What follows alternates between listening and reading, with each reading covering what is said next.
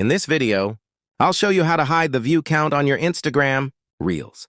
If you don't want people to see how many views your videos have, start by going to your Instagram profile and tapping the settings icon in the top right corner. Once you're in settings, scroll down and tap account type and tools. Then select switch to professional account.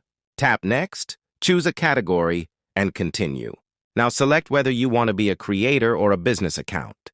I'll choose creator, tap next, and then close the screen using the cross icon in the top right corner.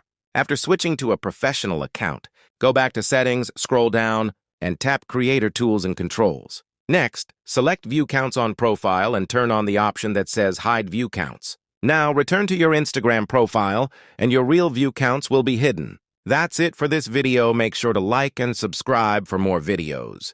Thanks for watching.